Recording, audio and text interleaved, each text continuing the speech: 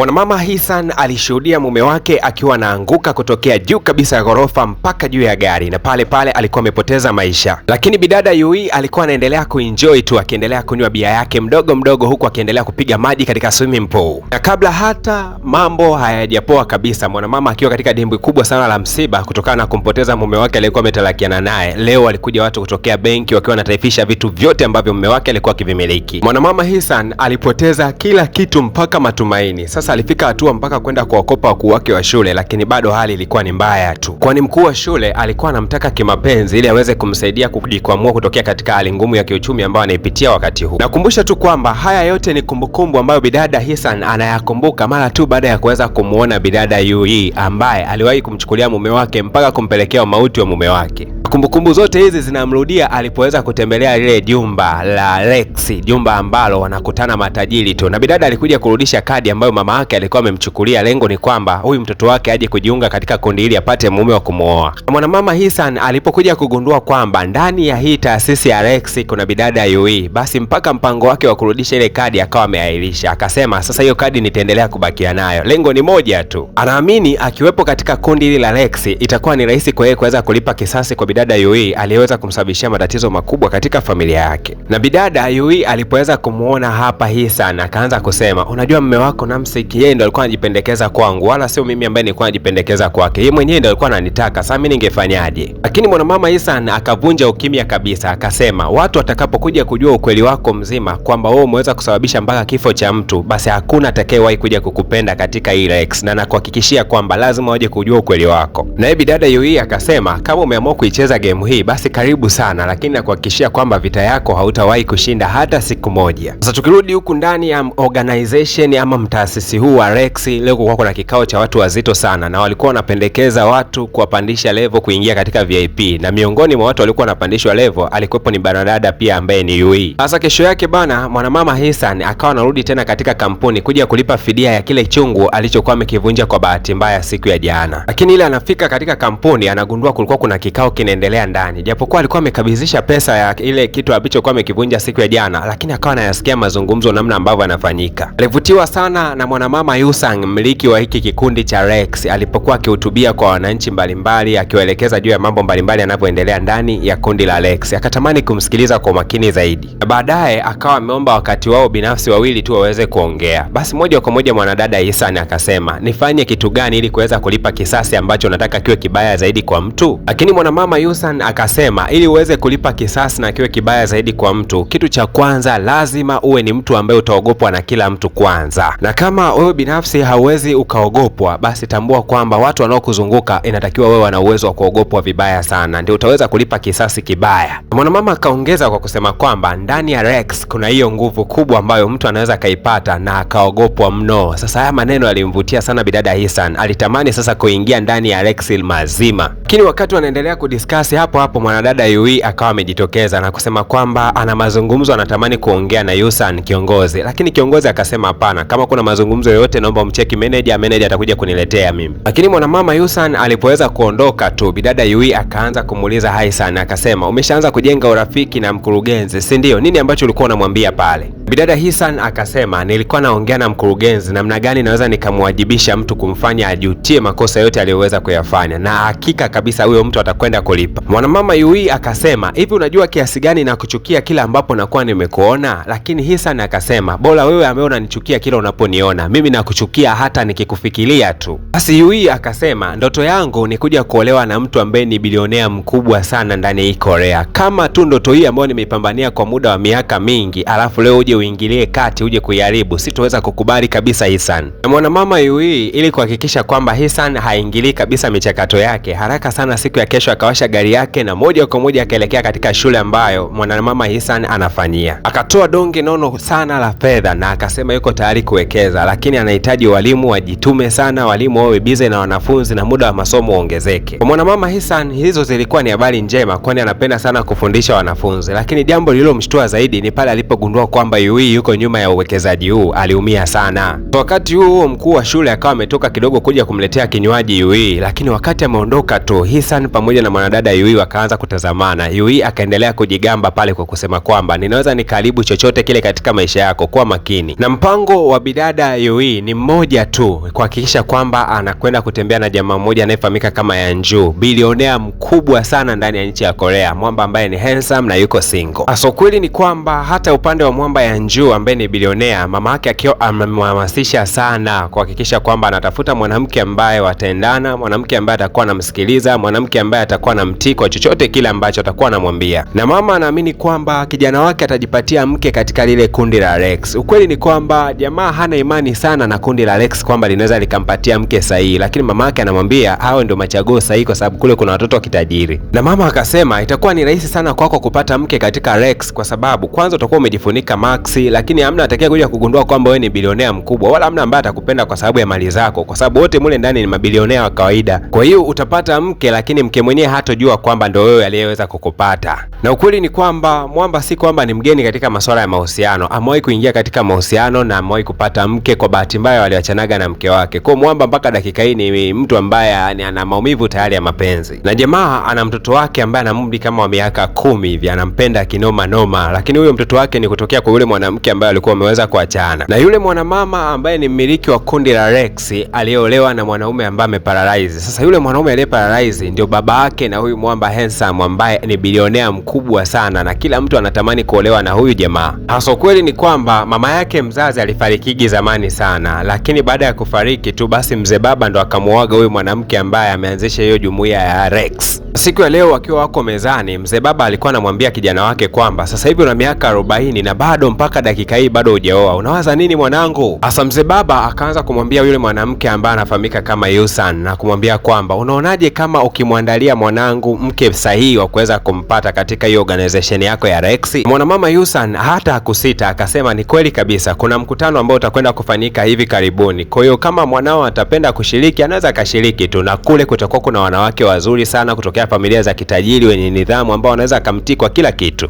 Na mwamba kabla mama yake mzazi hajaweza kufariki alikuwa amemwahidi kwamba atahakikisha anamfanya baba yake kuwa mtu mwenye furaha. Ikabidi jamaa kukubali tu kwenda kutafuta mwanamke huko katika kundi la Rex, lakini ukweli ni kwamba mwamba haamini kabisa kwamba kundi la Rex linaweza likampatia mke sahihi. Na taarifa bwana zilikuwa zimetapakaa kwamba mtoto wa mkurugenzi anatafuta mke. Kwa hiyo bana, kila bidada alikuwa amejipamba katika namna ya kipekee kuhakikisha kwamba atakwenda kumvutia sana mtoto wa mtajiri. Ukumbuke kwamba mwamba ni mtoto wa bilionea mkubwa sana, lakini yeye mwenyewe binafsi ni bilionea mkubwa vibaya mno. Bidada Yui alikuwa ameulizia sana kila sifa za mwamba ambavyo atakuwa amevaa. Kwa hiyo ni kama alikuwa ametoa rushwa za kutosha kuelewa kwamba jamaa atakuwa amevaaje ili jamaa atakapoingia tu basi kwanza amuingize mtegoni. Na hapa ndipo ambapo balaa letu na movie yetu ilikwenda kuanzia. Mwanaume aliyekuwa amevalia suti nyeupe akamfuata bidada, lakini bidada alikuwa amemtolea kando, kwani alikuwa amepewa maelekezo kwamba mtoto wa mtajiri atakuwa amevalia suti nyeusi, sio huyu kabisa aliyevalia suti nyeupe. Na bidada Yui alipoweza kumsoma mwamba aliyekuwa amevalia suti nyeusi akawa ameelewa kabisa kwamba ndio yule pale mwamba mtoto wa mtajiri. Basi moja kwa moja akamnyang'anya mwanamke mmoja ambaye alikuwa anapiga naye story wakati huo, akamvuta mpaka katika kipodium na hapo akaanza kumkatikia. Lakini wakati bidada Yui anaendelea kujisagamua pale mbele kujihakikisha kwamba anakwenda kujipendekeza kwa jamaa, kumbe mama yake na mwamba alikuwa ameshtukia kitambo kirefu sana na aligundua kabisa kwamba bidada Yui anaweza akafanya mazingira yote yale kuhakikisha kwamba anakwenda kumjua mwanae ni nani. Kwa hiyo na yeye pia kuna jambo lake alikuwa ameweza kulifanya, hakutaka mwanae agundulikane kirahisi. Kwa hiyo nguo alizokuwa amevaa yule mwamba aliyekuwa amevalia nguo nyeupe ndiye ambaye ndio bilionea ambaye bidada alikuwa amemkataa mwanzoni, na huyu mtu aliyekuwa amevalia nguo nyeusi wala hakuwa yeye mwenyewe mhusika. Kwa hiyo bidada yeye mwenyewe alikuwa amepiga teke bakuli la pesa. Lakini wakati watu wote hawakuweza kumwelewa mwamba, ila kuna mwanamke mmoja anayefahamika kama Minjen. Huyu mwanamke ndiye aliyeweza kugundua kwamba mtu aliyekuwa amevalia suti nyeupe ndio mtoto wa bilionea ama bilionea mwenyewe ambaye anatafuta mke.